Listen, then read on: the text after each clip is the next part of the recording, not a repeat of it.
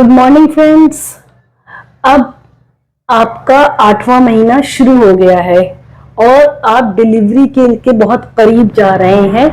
यानी कि अब आपकी नेक्स्ट मंथ में या इस मंथ के एंड में भी कहा जा सकता है, कभी भी आपकी डिलीवरी हो सकती है, आपको पेन स्टार्ट हो सकते हैं।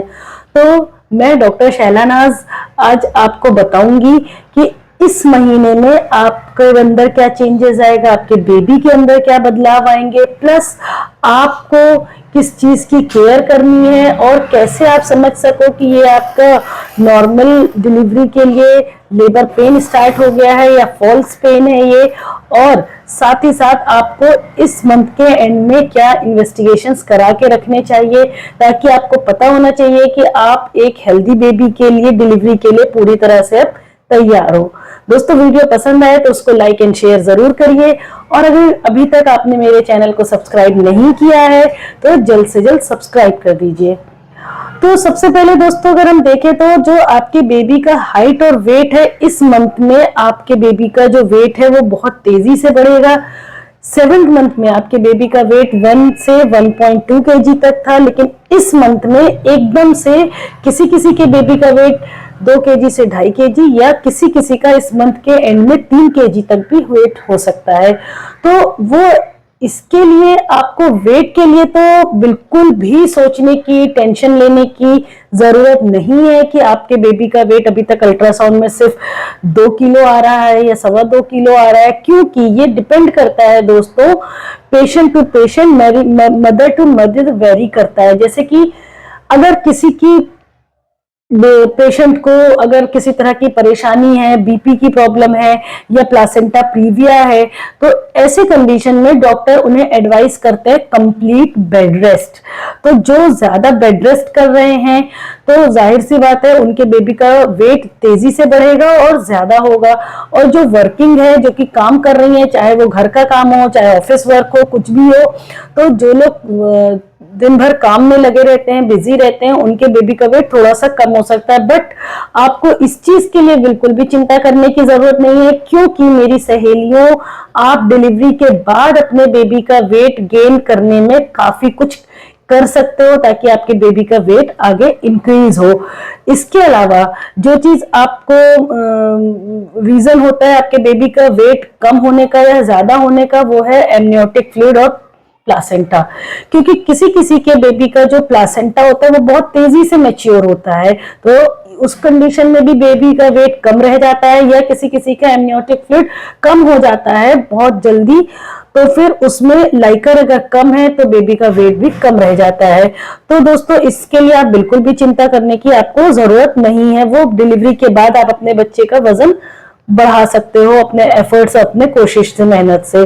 जो एक चीज और इसमें होती है आपके बेबी के अंदर, वो ये कि इस समय आपके बेबी का लंग पूरी तरह से मैच्योर हो चुका है। यानी अगर इस वक्त डिलीवरी होती भी है, किसी कंडीशन की वजह से अगर आपकी डिलीवरी 8th मंथ में हो जाती है, तो बिल्कुल भी आपके बेबी को किसी तरह की नर्सिंग केयर की या नर्सरी की जरूरत नहीं पड़ेगी, क्योंकि आपके बेबी के जो लंग्स है वो मैच्योर हो चुके हैं। बेबी दुनिया में आएगा तो अच्छे से सरवाइव कर सकता है विदाउट एनी सपोर्ट।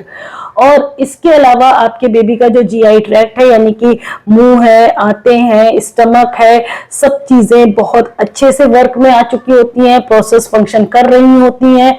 सॉलोइंग है, निगलने का प्रोसेस है, सकिंग है, सब चीजें अच्छे से बेबी करना शुरू कर देता है। तो इस वक्त डिलीवरी होती है तो ज्यादा आपको परेशान भी नहीं होनी पड़े, परेशानी की जरूरत नहीं है। और ब्रेन डेवलपमेंट बहुत अच्छा हो चुका होता है इस वक्त बच्चे का जो नर्वस सिस्टम है, कोऑर्डिनेशन है, सब कुछ बहुत अच्छे से डेवलप हो चुका होता है। इसलिए अगर बाई चांस बेबी की डिलीवरी हो जाती है तो उसको किसी भी तरह की केयर की जरूरत नहीं है। जो 8वें महीने का आखिर होता है, यानी कि 9वें महीने की स्टार्टिंग में या 8th मंथ के एंड में, आपका जो बेबी होता है वो नीचे सर्वाइकल कैनाल में आ चुका होता है। तो उसकी वजह से कई पेशेंट पूछती हैं कि मेरा बेबी कम मूवमेंट महसूस हो रहा है, पहले बहुत अच्छे से मूवमेंट महसूस होता था, पूरा घूमता था। तो मैं आपको यहाँ पे एक चीज क्लियर कर देती हूँ जिसके लिए आपको बिल्कुल भी चिंता करने की जरूरत नहीं है। वो ये कि जो आपका यूट्रस का साइज है ऑलमोस्ट आपके बेबी का साइज भी उतना ही हो चुका है। तो और बेबी साथ ही साथ इस मंथ के एंड में आपके सर्वाइकल कैनाल में आ जाता है ताकि वो डिलीवरी के लिए अपने आप को रेडी कर सके। तो फिर इस मंथ के एंड में आपको मूवमेंट थोड़ा सा कम महसूस होगा, क्योंकि एक तो पूरी जगह बेबी ने ऑक्यूपाई कर लिया है आपके यूट्रस में, तो अब बेबी पूरा तो नहीं घूम सकता है, लेकिन हाँ आपको पंच बहुत अच्छे महसूस होंगे। प्लस चूंकि बेबी सर्वाइकल कैनाल में आ चुका है और थोड़ा सा लाइकर भी इस समय यानी कि एमनियोटिक फ्लूइड थोड़ा सा इस समय हल्का सा डिक्रीज हो जाता है, जिसकी वजह से बेबी आपका मूवमेंट करता है, यानी कि वो आपको पंच महसूस होगा, पूरा घूमता हुआ महसूस नहीं होगा। तो उसके लिए आप चिंता बिल्कुल भी मत करें, आप मूवमेंट से ज्यादा किक पे पंच पे ख्याल करें कि आपका बेबी 12 घंटे में 6 से 8 बार पंच आपको महसूस होना चाहिए।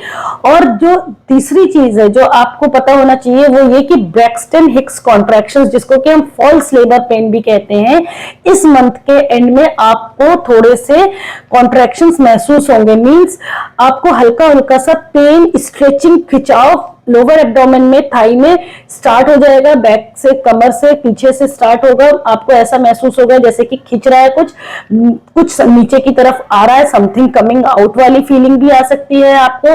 तो अगर ये फीलिंग आपको थोड़ी देर के लिए महसूस हो, यानी कि 15-20 सेकंड या 30 सेकंड के लिए अगर आपको महसूस हो रहा है कि आपका पेट हार्ड होता है, फिर अगेन 4-5 घंटे के लिए ठीक महसूस हो रहा है, कोई दिक्कत नहीं है, कोई कॉन्ट्रैक्शंस नहीं है। लेकिन अगर यही पेन आपको 1 घंटे में 4 से ज्यादा बार महसूस हो और उसके साथ साथ आपको ब्लीडिंग सा जाए या डिस्चार्ज सा जाए, चिपचिपा सा, लसलसा सा, आपको अगर पानी जैसा जा रहा है या ब्लीडिंग जैसा, तो आप थोड़े से अवेयर हो जाओ, ये लेबर पेन के लक्षण हो सकते हैं। लेकिन अगर आपको थोड़ी थोड़ी देर में आ रहे हैं और फिर 4-5 घंटे के लिए पेन नहीं आ रहे हैं, तो वो लेबर पेन नहीं, उसे ब्रैक्सटन हिक्स कॉन्ट्रैक्शंस कहते हैं। ये डिलीवरी के लिए आपका शरीर खुद को तैयार कर रहा है ताकि नेक्स्ट मंथ में या अगले 20-25 दिन में कभी भी आपको डिलीवरी हो सकती है। और इसके बाद जो चीज आप महसूस करोगे दोस्तों वो ये, क्योंकि आपके बेबी का, आपके यूट्रस का साइज बहुत बढ़ चुका होता है इस वक्त, तो कई बार पेशेंट को यूरिन की प्रॉब्लम होती है, यानी बार बार यूरिन आता है और किसी किसी को यूरिन इनकॉन्टिनेंस भी महसूस होता है। मींस जरा सा जोर से हंसने से, छींकने से या बात करने से, तेजी से कस के प्रेशर लगने से यूरिन निकल जाता है, अपने आप से आ जाता है। तो दोस्तों इसमें भी आपको परेशान होने की या बहुत ज्यादा चिंता करने की जरूरत नहीं है, क्योंकि ये सब आपके प्रेगनेंसी के सिम्टम्स है, प्रेगनेंसी की वजह से हो रहा है। डिलीवरी के 2 से 3 महीने में ये अपने आप ऑटोमेटिकली ठीक हो जाएगा।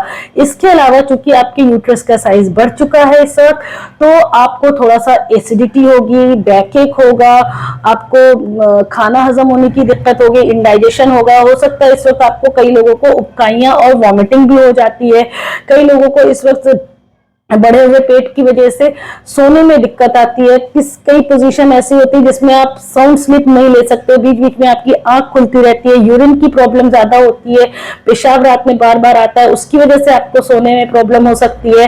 प्लस आप अगर झुक करके कोई चीज उठाने में भी आपको प्रेगनेंसी, पेट के साइज की वजह से दिक्कत होगी। इसके अलावा जो आपको दिक्कत हो सकती है वो ये कि आपका खाना हजम नहीं होगा, इंडाइजेशन, हार्ट बर्न होगा आपको।